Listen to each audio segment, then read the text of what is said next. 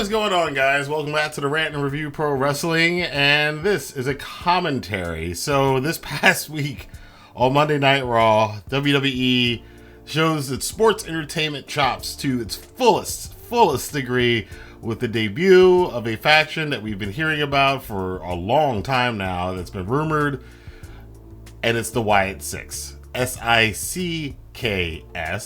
And there are 5 members. So we're going to get into that in this video. One of the things that stood out to me, first off, was the name, the Wyatt Sicks, and the fact that there are only 5 members. Now, whether this means the 6th member is Bray Wyatt in spirit, who passed away, Windham Rotundo, as we remember from last year, unfortunately. Whether that's what it's meant is that he's there in spirit, or that there is a 6th member yet to be revealed for the Wyatt Sicks. We don't quite know yet. There's a lot of speculation going around. Again, the debut just happened this past week. As for the debut itself on Monday Night Raw, I did watch the clip on YouTube. This is one of the few times that it actually made me want to go watch the entire episode of Raw, which I have not done so in a while. And again, it's 3 hours. It's a long time. But the clip was cool. And seeing the clip, it apparently was at the end of the main event match with Rey Mysterio, Finn Balor, and Jey Uso, where Jey Uso won his rights to participate in the Money in the Bank ladder match coming up pretty soon. Jey Uso, ironically enough, has been kind of using the Fireflies, which were associated with Bray Wyatt, which is when the fans in the arena turn on their cell phones, because nobody uses lighters anymore. They turn on their cell phones and create Fireflies in the audience. Well, the Fireflies came back. This was a pretty smart transition to go from Jey Uso's use of it to then the debut of the Wyatt Sicks. Jey Uso, by the way, afterwards said that he wants nothing to do with them. They can have the Fireflies back if they want. So he might be a target for them. And when you say targets, usually in the past in wrestling, you talk about people going after each other for maybe to injure somebody else. The Wyatt Sicks have kicked this up to a new degree, and we are in a different era now in sports entertainment, because there have been hints at stuff like this for a while. WWE always plays fast and loose, from people being buried alive, being buried in concrete and all this other kind of stuff. They play fast and loose with death in the WWE, which we all know is people aren't dying.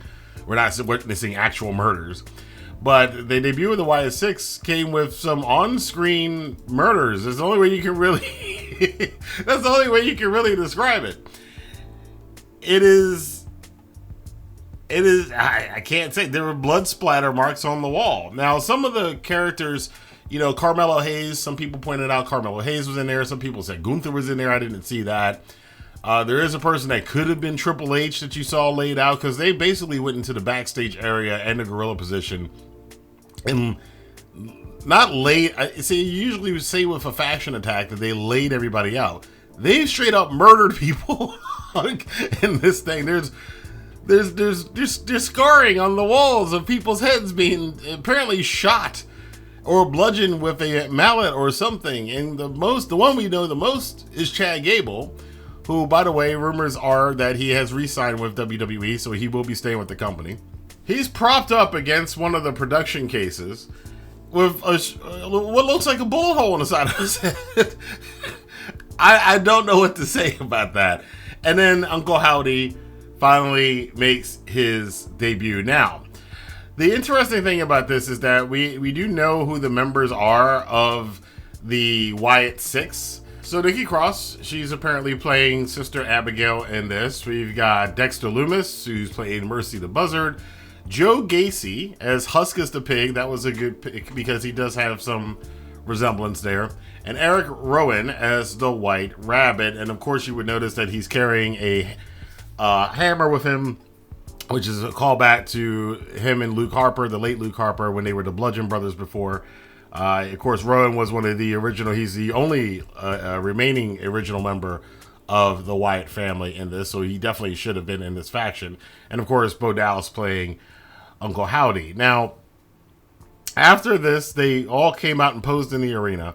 And there's a couple ways you could take this. I am going to choose to take this, and I say this all the time about WWE. WWE is his own little world when it comes to creative. They exist. They've created this weird universe of things that are so absurd that they're all actually kind of good. And this was absolutely absurd because there's no way any of us are believing that these people went and murdered, half of the backstage staff and some of the wrestlers on live television. And the fog and the mist and the lighting effects in the backstage area with them flickering the lights and the sparklers going off and all that. It was very well produced. It's something that, again, this is sports entertainment to its nth degree. It was very great as theater, to steal a line from what to steal a line from what Gabe Kidd calls WWE's. I remember Gabe Kidd saying, if you want theater, go watch WWE. Well, that's what we got here. It is a lot of theater. If I saw this in live theater, this would be absolutely amazing. It's absolutely amazing on television. The one downside, though, and this is one of the few times I'm going to probably agree to some degree with Vince Russo, bro. I don't know where this goes. It was a cool thing that happened in the moment. It was a cool way to show this on the show. But at the end of the day, this is sports entertainment. And at the core of sports entertainment is wrestling. Unless you're Vince Russo, who has never liked the wrestling. He never has given a fig about wrestling at all. And when he was booking. And he was on a Legion of Raw podcast. And he is quoted as saying this. Listen, I appreciate what they're trying to do. I appreciate them trying to keep the spirit of Bray Wyatt alive. I appreciate that. Bro, if this falls flat in a matter of weeks, this could possibly be like the biggest miss in the history of WWE. I'm talking about gobbledygooker level miss. Because I don't know where you go. Bro, so for a couple of weeks, they're going to attack people in the back. It's going to be dark and all that stuff. We're going to do that for a couple of weeks. Then what? So-and-so is going to call Birdman out for a match? What do you possibly go with this, bro? He also said if this is handled by Triple H's creative team, the wrestling people, who he can't stand the wrestling people, booking wrestling stuff on wrestling shows. the wrestling people, Triple H's people are booking this, then it's going to fall flat because they're going to have a tag team match and all this other stuff. And I am agreeing. This is what I said. I'm half agreeing with him because on the one hand, while I cannot stand Vince Russo's perspective on wrestling, it's like the worst perspective on wrestling. This is a person who wants people to watch a wrestling show for everything except the wrestling matches. That is Vince Russo's whole thing. It's been his whole thing. He has no respect for the art of wrestling, of pro wrestling, the performance whatsoever. He thinks it's silly and dumb and stupid. And he said, you need to get horror writers and Hollywood writers to come in and write this, bro. And to some extent, like I said, I agree with him because this is great for, theater. This is great for a horror movie. But this is great if you go to one of those haunted houses. Like if WWE had a haunted house, they should have the Wyatt Sicks section of the haunted house that you can walk through. But as far as how this is going to translate to a wrestling show, because despite what Vince Russo has thought and thinks, the core of this genre of entertainment is that you have wrestling matches. That is where the bread is buttered. So we're really testing here, especially with the comments like this from Vince Russo, this whole problem with sports entertainment and the whole problem with a lot of people who are WWE sweaties focusing so much on the theatrics and so much on all of this stuff that has nothing to do, that you can't pay this off. This is the essential problem with this. And this is where I disagree with Vince Russo. Is that while yes, I agree that it would be kind of silly for, in a couple weeks for there to be a tag team match with these guys in it, it's going to fall flat. Because they've now set the bar as something that has nothing to do with wrestling at all, which is what I keep saying about these sports entertainment things. They're great for visuals, they're great for theatrics, but it has nothing to do with a pro wrestling match. And a pro wrestling match is what the core of the show is. And if you don't want it to be a pro wrestling show, then go make movies. It does look weird. Like, what would be the point? Are they going to go after tag team championships with them at this point with these characters after they've literally murdered people on screen? Why would they be concerned with going after championships?